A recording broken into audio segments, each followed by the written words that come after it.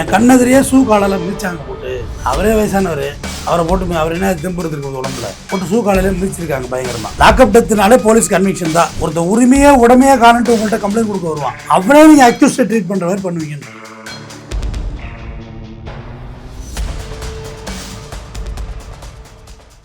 Madras town bus நேயர்களுக்கு வணக்கம். இன்று நம்முடன் இணைந்திருக்கும் சிறப்பு விருந்தினர் குற்றவியல் வழக்கறிஞர் டாக்டர் RS தமிழ்வேந்தன் அவர்கள்.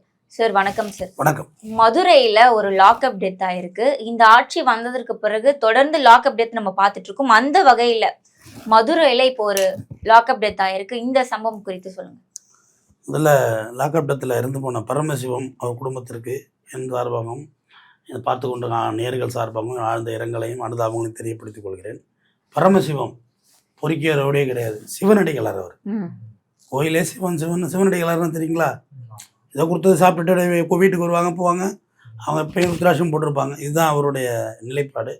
பக்கத்து வீடு வாகை கிருஷ்ணன் என்பவருக்கு இவருக்கு ஒரு சின்ன கார் பார்க்கிங் பிரச்சனை வந்திருக்கு.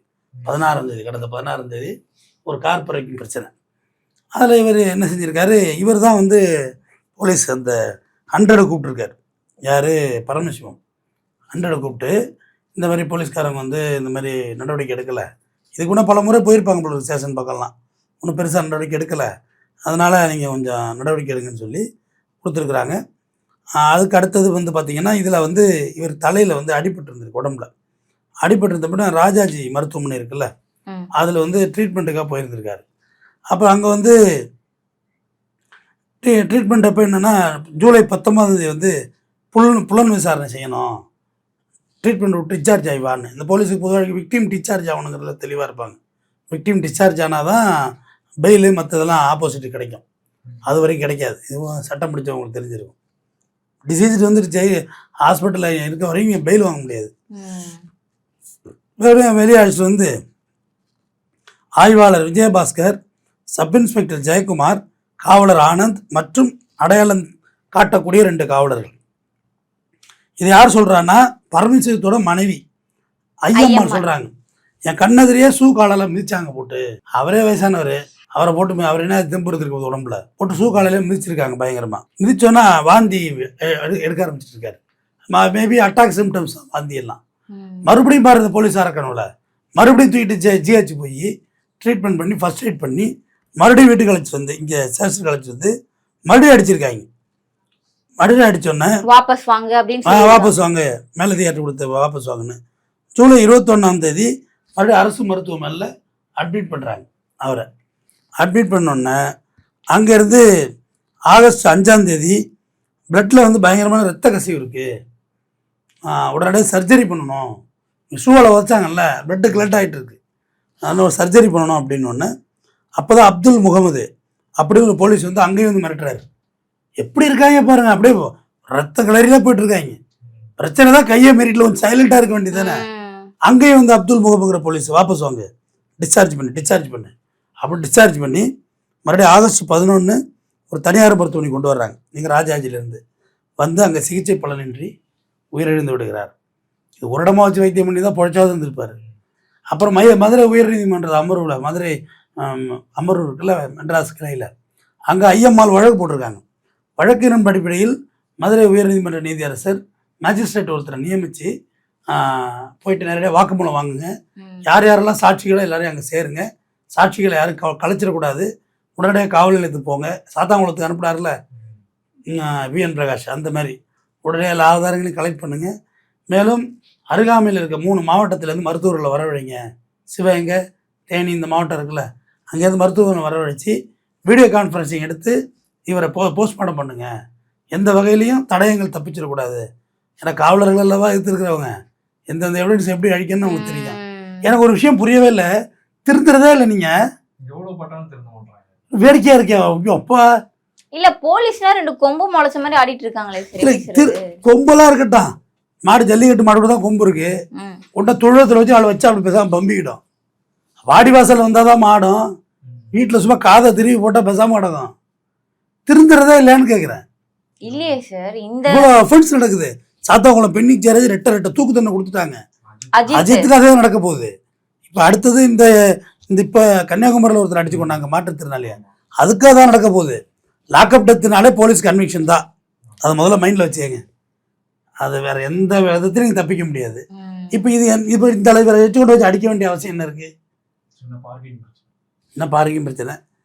2 பேரும் கோர்ட்டுக்கு தாட்டி விட்டுருக்கலாம். இப்போ சிவில் ரைட்ஸ்ரா, இப்போ கோர்ட்டில் போட்டு ஏதோ வாங்கிட்டு 6 நாளுக்கு வாங்கிட்டு போகலான்னு சொல்லியிருக்கலாம். இல்லை 2 பேர் மேலேயும் எஃப்ஐஆர் போட்டுருக்கலாம். இல்லை 2 பேரையும் ரிமாண்ட் பண்ணிட்டுருக்கலாம். உள்ளூர் மக்கள் தானங்க பேசி அனுப்பிட வேண்டியதானங்க. என்ன ஆகிடும்? எனக்கு ஒண்ணுதான் சார் புரியல. போலீஸ் கிட்ட கம்ப்ளைண்ட் பண்ணா ஒண்ணு கண்டுக்கவே மாட்டாங்க, இல்ல லாக்அப் டெத். அது ஏன் என்ன ஒண்ணுமே புரிய மாட்டேங்குது. வச்சா முடி சிறைச்சா மொட்டை அப்படிதான் சார் இருக்கு. சுத்தமா கண்டுக்கிறதே கிடையாது. நான் ஒரு லேண்ட் மேட்டருக்கே போயிருந்தோம்மா, சிட்டிக்குள்ளே சொல்றேன். இதே கிரைம் மாதிரி தெரியுது அப்படின்னு சேல் ரிப்போர்ட் வாங்கியிருக்கான் அவன். கிளைண்டோட லேண்ட் அது. அவங்க ஆரம்பிக்கிறதே இந்த கமல் சொல்வார் உன்னை போல் ஒருவன் படத்தில் ரொம்ப அருமையான வார்த்தை. ஒருத்தர் உரிமையே உடமையா காணட்டு உங்கள்கிட்ட கம்ப்ளைண்ட் கொடுக்க வருவான், அவனே நீங்க அக்யூஸ்டை ட்ரீட் பண்ற மாதிரி பண்ணுவீங்கன்னு ஓடி ஒரு வார்த்தை. நீங்க போய் பாருங்க ஸ்டேஷன்ல. கரெக்ட். ஒரு உங்களோட உரிமைக்காக உள்ள இடமா அது. எல்லா இடத்துலையும் பணம் படைத்தவர்கள் வாழ்கிறார்கள். நானும் இந்த டிபார்ட்மெண்ட்டுக்கு முட்டு கொடுத்து தூக்கியெல்லாம் பார்த்தேன் தம்பி. முதுவெல்லாம் புண்ணா போயிட்டு எவ்வளோ தூரம் தான் முட்டு தூக்குறது? ஏதோ கை நீட்டுறீங்க போறீங்க வரையும் செஞ்சு வரீங்க. அதை எடுத்துட்டு பொது இடத்துல பிடிச்சி அடிக்கிறது தான். கொண்ட வச்சா லாக்கப்பில் வயசானவரை போட்டு ஷூவால் மிச்சா சாக மாட்டார், வெறுங்கால மிச்சாலும் செத்துருவார் அவர். சரி தப்பு செஞ்சுட்டு அதுக்கு பரிகாரம் தேடுறது இல்லை. அந்த அஃபென்ஸ் வந்து என்னெல்லாம் தப்பிக்கிறதுக்கு இருக்கு பாருங்க. என்ன கொடுமை அது. அக்கறம் மற்ற வழி கட்டி அடிச்சிருக்கீங்க. சாத்தாங்குளம் பென்னி ஜெயராஜ் மேட்டில் ஹாஸ்பிட்டலில் கொண்டு ட்ரீட்மெண்ட் பண்ணியிருந்தாலே பழிச்சிருப்பாங்க. இன்டர்னல் ஹேமரேஜ் தானே தம்பி அவங்களுக்கு. உடல்லாம் புத்து ரத்தம் வழியுது. அதை ட்ரீட்மெண்ட் பண்ணியிருந்தால் கண்டிப்பாக காப்பாற்றிருப்பாங்க. ட்ரீட்மெண்ட்டுக்கெல்லாம் அனுப்ப மாட்டாங்க தம்பி. நடிக்கிறானோ என்ன செய்யுது அப்படிம்பாங்க ஸ்லாங்க. சரி, எனக்கு என்ன கேள்வினா, இப்போ லாக்அப் டெத் பண்றாங்களா காவலர்கள், அவங்களுக்கு அதிகபட்சமா என்ன தண்டனை கிடைக்கும்? 2 தூக்கு தானே கொடுத்துருக்காங்கம்மா சாத்தாங்குளத்தில். ஒரு ஆளுக்கு ஒரு தூக்கு மாதிரி 2 தூக்கு. திருபுவனம் அஜித்துக்கு எல்லாம் 2 தூக்கு கண்டிப்பாக விழுந்துடும். திருபுவனம் அஜித் சிங்கிள் தானே டெத்து. ஒரு தூக்கு கன்ஃபார்ம் ஒரு தூக்கு விழும். அது சாத்தாங்குளம் பெரிய லெவலில் தீர்ப்பு கொடுத்தாருமா. செந்தில்குமரன் தானே ஐயா கொடுத்தது, மாண்புமிகு நீதியர் செந்தில்குமரன். 2 தூக்கு 30 வருஷம் ஒரு வழியாக்கி விட்டார். அதாவது தண்டனைகள்லாம் ஹெவியாக இருக்குமா. சிக்கிற போலீஸ் தான் சிக்குவாங்க. டூட்டியை பார்த்தோம். ஒரு 50 வயசுக்கு மேலே உள்ள போலீஸ்கிட்ட போய் பேசி பாருங்களேன். தம்பி என்ன சர்வீஸ் ஒரு 10 வருஷம் இருக்குப்பா, எப்படியாவது ஓட்டிட்டு போயிடுவேன்.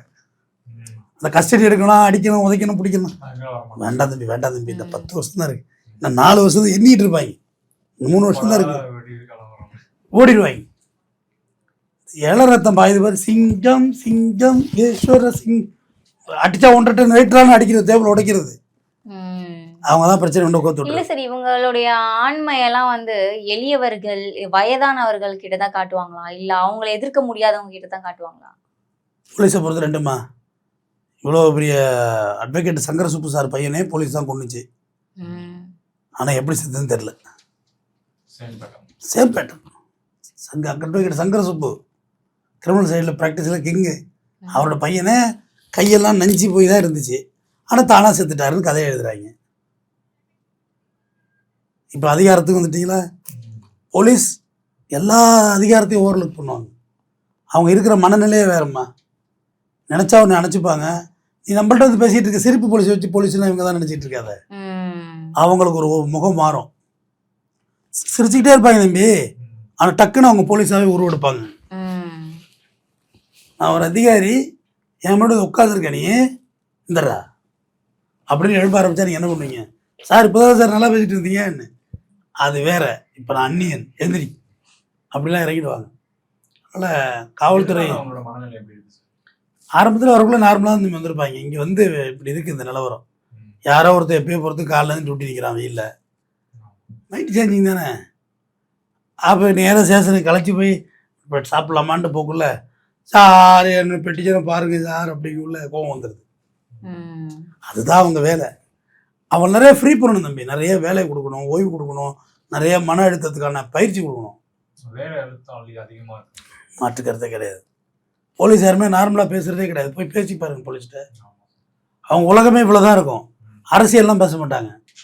அவனை பிடிச்சிட்டேன், இவனை தூக்கிட்டேன், அவனை அடிச்சிட்டேன், அவன் ஓட்டான், இவனை பிடிக்கணும், அவனை பிடிக்கணும், இதுவாக தான் அவங்க சிந்தனைகளே இருக்கும்.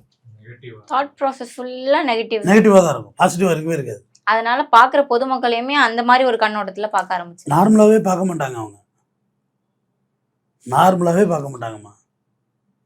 அதில் என்ன குற்றம் இருக்குது, அதில் என்ன குறை இருக்குது, அவ்வளோதான் பார்ப்பாங்க. ரிட்டையர் ஆனது பேர் பச்சை குழந்தை மாதிரி உட்காந்துருப்பாங்க வீட்டில். ரிட்டையர் ஆகிடுறாங்கல்ல, பச்சை குழந்தை தான் அவங்க. ஏன்னா வெளி உலகமே தெரியாது இல்லை, அப்புறம் தான் தெரியும் சித்தப்பாவோட யார் மாமாவோட யார் அப்படின்னு. தொடர்ந்து பேசுவோம். நன்றி சார்.